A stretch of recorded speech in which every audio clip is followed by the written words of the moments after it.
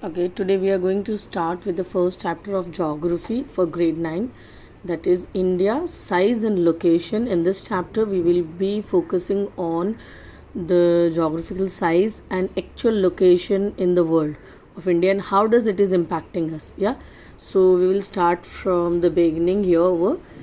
India is one of the ancient civilization in the world. Yes, you have studied about Indus Valley civilization and all that earlier. It has achieved multi-phased. Multi-phased means so many directions, so many phases. Like it includes socio-economic progress during the last 5 decades. Means in last 50 years, the achievement of India is multi-phased. Means there are various dimension, different phases of the India in which we can see the progress. So different wings of social and economic we have done development. It has moved forward, displaying remarkable progress. Now, which are the areas where we have achieved a remarkable progress? That are agriculture, yes, industries, technology, and overall economic development. As you developed agriculture, which is the major occupation of India, then you developed industries and you developed technology. So, overall, this leads to the economic development. India has also contributed significantly to the making of world history. Yeah, there are many events happened in our Indian history which has lead to add on to the world's history. Now let us focus on actual location of India. India is a vast country lying entirely in the northern hemisphere. Now I'm going to show you a figure over here on the same page. If you can look it here, it's easier for you. Can you see the 0 degree, the dotted line? Yeah, so that is our equator. So can you see that yellow part is India, and we can make out that it is completely in the northern hemisphere, because this is divided, upper part is northern and lower part is southern hemisphere. Yeah, so it is in the northern hemisphere. The mainland extends. Now what is the mainland? Mainland means the area or the territories, or if it is an islands or something, which are collaborated or which are together. We know that we have certain islands in Bay of Bengal and Arabian Sea also, so they are not part of mainland. Mainland means these combined 29 states and union territories. Yeah, so the mainland exists between latitude 8 degree 8 degree 4 north and 37 degree 69 north. Yeah, so if you can look here, I have just trying to make you understand. Yeah, this is 0 degree. Yeah, this is your 0 degree. Above the 0 degree, so this is 15 degree. Between 0 degree and 15 degree, so it is just in the middle of that. So it is around 8. Yeah, then if you look at the top part, this is 30. So it is between 30 and 45, but it is not much above 30. So it is coming 37 degrees 6 north. Yeah, now if you look at longitude, these are the lines of longitudes. So if you look at this line, this is 60 degree. So it is between 60 degree and there is a line between, it is known as 75 degree. So between that, so that is 68 degrees 7 east, and then you have the end point here above 90 and 120. So it is 97 point somewhere over here. This is 90 above this. This is 90 degree. Okay, so it is between 90 and this is 120. So it is between here. So this is the location. Yeah, now the Tropic of Cancer, 23 degree 3 north, divides the country into almost 2 equal parts. So that is here somewhere. Here. Okay. Country almost into equal parts to the southeast and southwest of the mainland. So this is your south part, southeast and southwest. This is southwest and this is southeast. Yeah, this is southwest. This is south part of your country, our country, and this is southwest and this is southeast. To the southeast and southwest of the mainland lies the Andaman Nicobar. So in the south east, somewhere here near Bay of Bengal, it's Andaman Nicobar Islands. That is also part of India. And we have Lakshadweep Islands in the Arabian Sea. respectively. Yeah. So these are, now this is also part of India, that is considered, these islands are part of India, but this is not considered the mainland of India. Yeah. The southernmost point of Union, Indira Point, gets submerged under the sea water in 2004 during the tsunami. So your people are clear. Tsunami is created when there is a earthquake below the or on the surface of the sea or oceans. Now size, location, we try to understand where we locate ourselves. Yeah. Now the next topic is size. The landmass of India has an average of 3.28 million square kilometers. Yeah. So this is our total land area. India's total area accounts about 2.4% of total geographical area.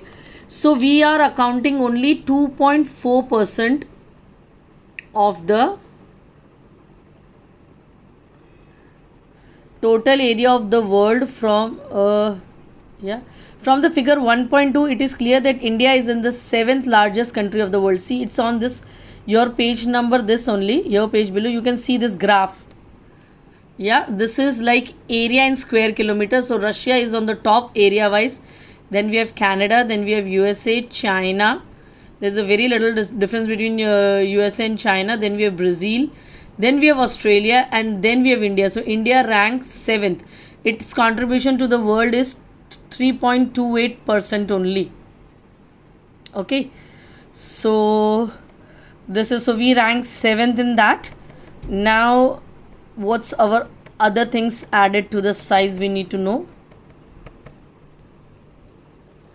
India has a land boundary of about 15,200 kilometers. See, if you look at India in northern side, northeast or northwest, we have completely land boundaries.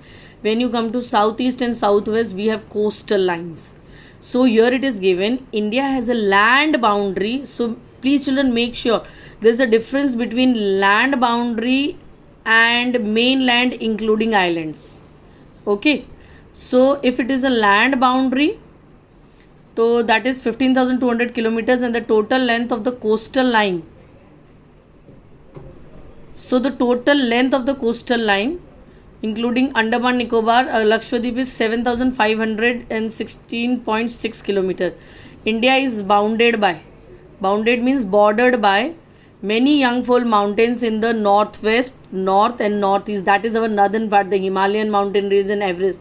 So these are the mountain range. We are bordered by mountains. See, if you look at the India's location and size, we have on the completely northeast, north and northwest, we have mountains, whereas on the south, southwest and southeast, we have water bodies.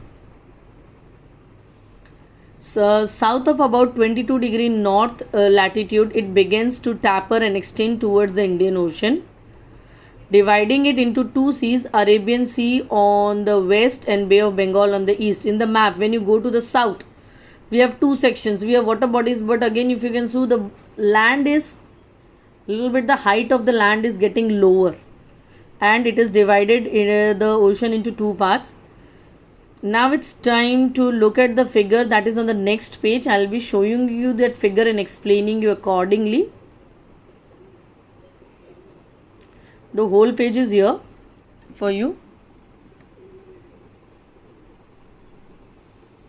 If you can look out this little bit. Yeah. So you look from like 37, 6 north, 284 degree, this. You can look at it is 3,214 kilometers. So from north to south. And if you go from west to east, it is 2,933 kilometers. There is not a vast difference in that. But if you look at, have a look. When you look at normally, you will see it's almost everywhere 30 degrees only. If you move from north to south, it is 30 degree. If you move from west to east also, it is 30 degree. But there is a difference in kilometers. There is a difference in kilometers. Can you make out that difference? There is a difference in kilometers. Yeah. So this landmass extends towards the Indian Ocean and divides into Arabian Sea and the West Bay of Bengal. The latitude has well the latitude as well as the longitudinal extent of the mainland is about 30 degrees both the ways. The fact is that the east-west extent appears smaller than the north-south extent. See, it is almost 30 degrees only, but somehow the extent, if you look at it in kilometers, there is a difference. That is already mentioned over here. Now there is a time lag, means period of time, difference of almost 2 hours between Gujarat in the west and Arunachal Pradesh in the south. So somewhere Gujarat in the west over here and Arunachal Pradesh in the eastern side. So if you move from here to here, the time lag is of 2 hours. So is it practical to go with this type of time lag? No. So we have taken our own standard meridian, which is passing through the Mirzapur, that is 82 degree 30 east. That is our Indian standard time for the whole country. The latitudinal extent influences the duration of day and night as one moves from south to north. यहाँ से यहाँ जाने में फ़र्क पड़ेगा day and night में. Is it clear this much? There are a few facts in this chapter which you really need to remember. Yeah, there is no option to that. You really need to remember that facts. So these are few datas like total area, mainland area, islands, coastal line from north to east, east to west, from north to south and west to east. All these things you need to remember properly.